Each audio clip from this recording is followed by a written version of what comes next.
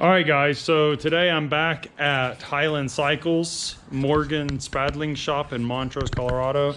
If you can't tell, he's predominantly a dirt bike shop. He does work on other things as well.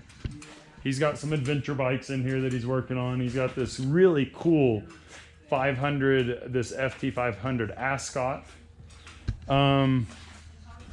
His friend over there has an old, I forgot what that is. And then they've got this BMW, which model is this one? GS? GS, I don't know what that one is. GS something or another, which is really cool. It's an adventure bike as well. This one's like pretty kitted out. I mean, not fully kitted. You can do a lot more. You can get the towers and all that stuff on them, but it's got the side guards, and yeah, it's pretty neat. But today we are here, or I am here. There's Zach Sheets working on a bike. He's a new mechanic here, but today we're working on this one, this ridiculous but fun motorized bicycle. And we finally got it running. This is a Flying Monkey built motor from Bicycle Motorworks. I'm running the specialized ground control tires on, that's a Husky 12 gauge rear wheel. And this is a Sturmey Archer hub brake front wheel, but I don't have brake cables for the front yet, so I'm just running coaster brake, which, by the way, not sufficient for the kind of power this thing puts out. This is just a temporary seat pan for a concept. I'm redoing all of that because I'm not really happy with a number of things. Now, this is fully rigid, no suspension whatsoever, and yeah, it's less than comfortable to ride for long periods of time. This here I bought on Amazon. This is high density self-adhesive foam for like a flat tracker seat pan for people who ride cafe racers and flat tracker race bikes that use them, so that they have a lightweight material that gives some kind of padding. And it honestly makes a huge difference having that on there versus just the metal seat pan on this. I did end up keeping this little peanut tank on here for now. These are BMX handlebars that are flipped upside down, and yes, that is a handful of zip ties holding the bars in place because, well, GoPro, stop recording. Because, well, it's Huffy and that doesn't clamp down very well. Just know that. There's a number of options you can do and things, and I'll do that here in a little bit. But today, I'm gonna show you guys it running. So I did fight for a while with the junky little sprocket system that comes with these bikes, and I didn't like it. So I got this billet one. I didn't tighten it enough, and it did kind of bend that spoke. It bent 3 of them like that a little bit, but they're all right.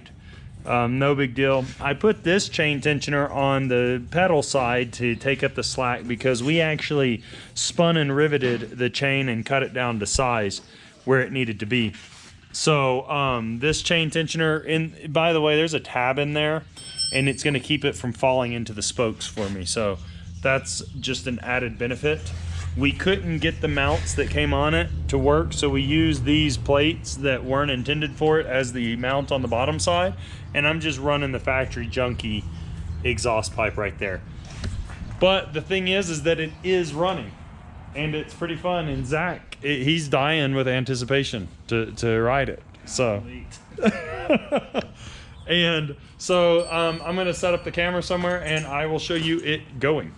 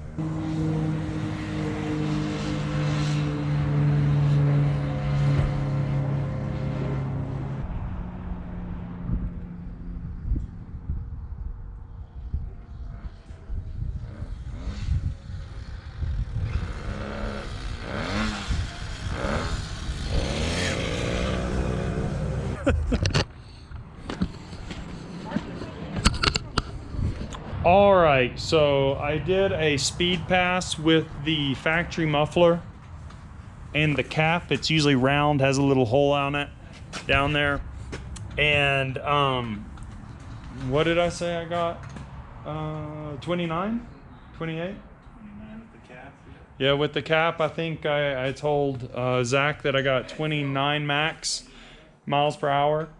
It's a bit sluggish and you have to kind of pedal more and push more and bump the clutch more to get it going. So I had heard that a simple mod to get more power was to take the cap off. And this is the ugliest muffler ever without the cap on. But, you know, I can take that screw out down there so you don't see it one day if I ever feel like it. And the cap looks like this. Me and Morgan actually talked about this one day in our past video, but here's the cap, what it looks like. And so technically the exhaust comes down, goes up, and then comes out this. So it really is restricting. I guess they do it just literally for a muffler to keep it quieter because, well, Zach, is it louder without the cap? Definitely sounds different. Yeah, it's not super loud, but it sounds better. It's got a throatier tone, I would say, without the cap on it. This is Zach Sheets, by the way. He's new to Highland Cycles, and we keep making him be part of our videos because, well, we can, and he likes it. So, it's definitely got a throatier sound to it, I would say, but it is a two-stroke and it does have a deeper sound. Plus, I noticed that I got a lot more low-end torque without the cap on it, and I got a higher mile per hour. I think I got 30 miles per hour without the cap on it. Now that's pushing it like wide open, and you could feel power cutting and then bumping and then cutting and bumping at wide open. It just couldn't give any more. And that was 30 miles an hour. So I don't know that I would get more than that out of it unless I reduce the sprocket, or change the muffler. So the exhaust is this one here. This is the factory one that just comes with it. This is the upgraded CDI. And this is just the stock carburetor. So an upgraded carburetor, upgraded CDI. Now this is the Flying Monkey motor once again, which has a high compression head, windowed knife edge, bunch of junk done to the inside of it. So it's not the factory motor. This is Flying Monkey from Motorworks, or Bicycle Motorworks, I should say. But Morgan was kind enough to give me this FMF pipe off of a 50cc that I am going to try to modify to fit here. And this is an expansion chamber for a two-stroke, so it should make some kind of difference. So we'll see what happens with all of this. So one thing that I just found that is definitely important to know, I would say, is that this CNC sprocket that I have here, this is that center hub mount. These bolts keep coming loose, and I haven't even been riding it that much, but I keep tightening them this second time, and that's loose. So I would highly recommend Loctite to get these things the way that they should be, without a doubt. And I will go from there.